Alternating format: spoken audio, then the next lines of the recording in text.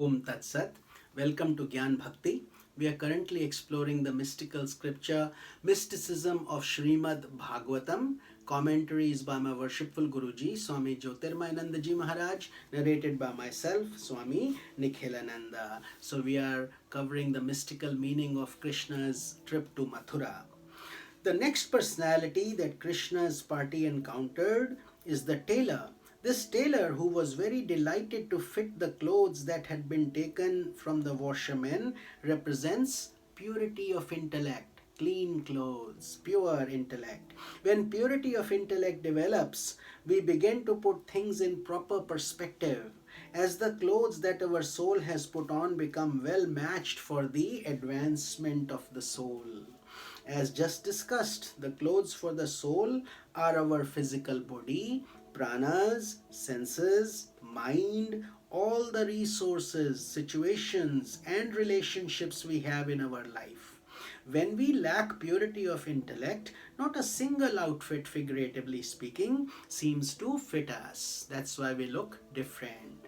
We always feel that something is wrong. Either the button is loose, or the sleeves are too large, or the collar is choking your neck, etc. When you look at your physical body, we think it should have been taller or slimmer. We should have had better looks, more hair, less hair. All the unsatisfaction that we feel is because of the improper clothing, not fitting properly. Our physical body is the cloth. When you look at your abilities, we think we should have been a mathematician rather than an artist. There is always some sense of contradiction, and we are constantly blaming everyone around us, internally and externally. When there is such an ever-present sense of contradiction, we cannot utilize the blessings we have. Thus, the process of sadhana and immersing in spiritual nectar guides us with the proper wisdom, the proper tools, the proper tailor who can fix our clothes of our physical body and ego consciousness, etc. However, when we develop purity of intellect, we begin to understand that there is a meaning behind everything, adverse situations as well as prosperous situations. We understand the purpose of the talents with which we have been endowed and discover the art of utilizing those talents for expanding our consciousness. So, no matter what we have, whatever our resources may be, we can clothe ourselves in a befitting and elegant manner.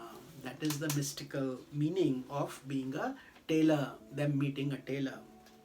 Now they meet the gardener. Sudama Mali, the gardener who plucks the best flowers, strings them into garlands and offers them to Krishna and his friends, symbolizes purity of the chitta or heart.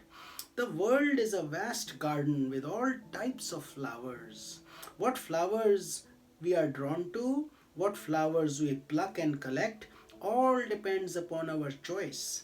When we lack purity of the chitta, we gather flowers of subtle vasanas or impressions in the unconscious that are negative. These are known as ashubha vasanas or inauspicious, clished, painful vasanas. We unwittingly generate negative vasanas by reaching and reacting to things in a wrong way. When we grieve, when we sustain sadness, when we misunderstand, when we pamper our attachments and hatred, we are intensifying ashubha vasanas or negative impressions.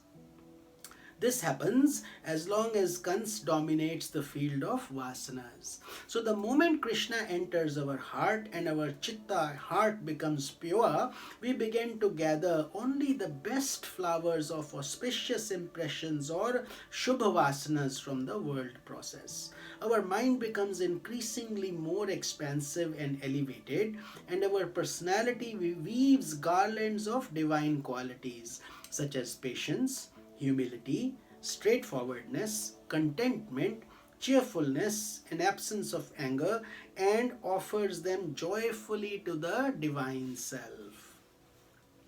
Trivakra, meeting the Kubja, the name of the hunchbacked lady who prepared sandal paste and various unguents for Kans, means one who is bent in three places. Symbolically, Trivakra represents the crooked feeling that results when ignorance is kans, is attended upon by the three gunas or modes of nature, the three bends of sattva, rajas and tamas.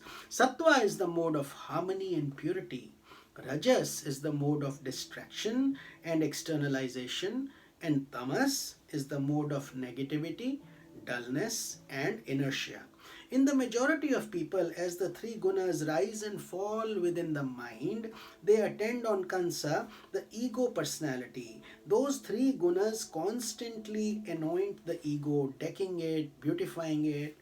When ego is the master of one's personality, all three gunas create bondage for the soul. Tamas is the grossest of the gunas. When our mind is invaded by tamas, we become dull and prone to negativity and cruelty. When rajas swirls into the mind, we are full of thoughts and ideas, but we lack concentration and do not follow through any of them. When sattva, harmony and purity develop, the mind becomes relatively calm and relaxed, and we are at our best in daily life. However, if sattva is not abundantly established in our personality, it creates delusion and spiritual pride.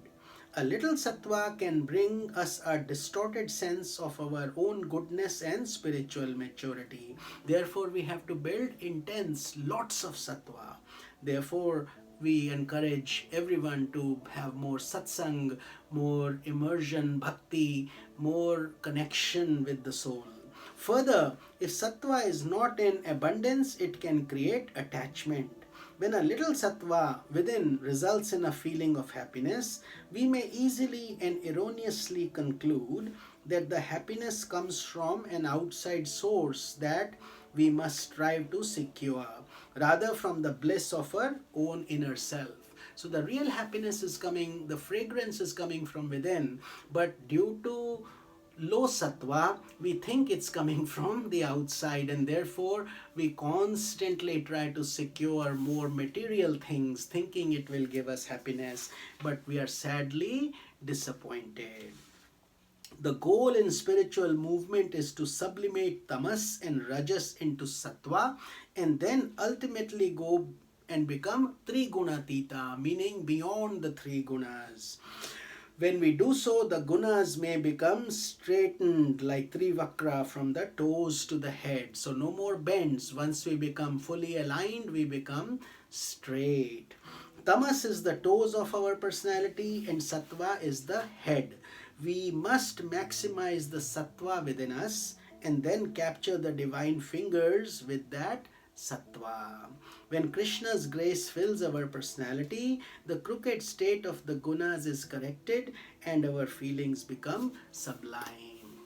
So I hope you are enjoying this nectar and the deep wisdom that is coming from our Gurudev, Swami Jyotirmayananda Maharaj, and I feel humbled and thankful to him for being a small instrument in his gigantic project of creating enlightenment and guiding people on the path of spirituality and righteousness and bhakti. Om Tat Sat. This is Swami Nikhilanand.